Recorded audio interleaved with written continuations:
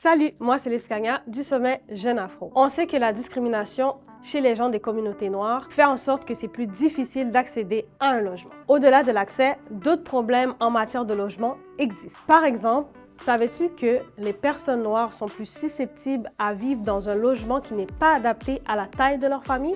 C'est ce que j'ai appris grâce à l'Observatoire de recherche sur les communautés noires du Québec.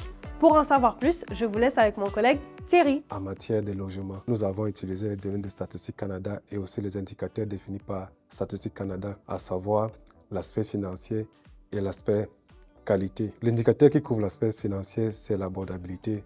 Donc, il est question de savoir, pour un ménage donné, quelle est la part de son revenu qui est accordée au logement. Lorsqu'un ménage alloue plus de 40%, on dit que ce ménage a un problème d'abordabilité en matière de logement.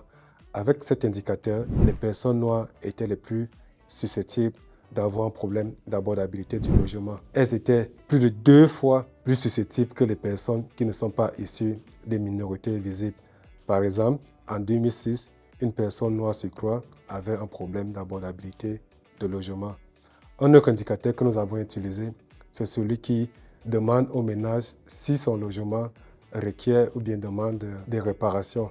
Les réparations voulues et les rénovations sont exclues. Quelle que soit la région, les personnes noires étaient les plus susceptibles de vivre dans un ménage qui demande des réparations. Concernant maintenant le dernier indicateur, dans un ménage, est-ce que le nombre de chambres est en adéquation non seulement avec la taille et la composition du ménage, les personnes noires étaient les plus susceptibles de vivre dans un logement qui n'était pas en adéquation avec la taille de la famille. Après avoir fait ces observations, on peut se demander qu'est-ce qui pourrait expliquer cette situation des personnes noires en matière de logement. Les personnes noires étaient la population qui avait les revenus les plus faibles.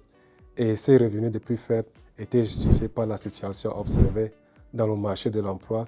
C'est les personnes avec les taux de chômage aussi les plus élevés. Et n'oubliez surtout pas de vous abonner à toutes nos pages sur les réseaux.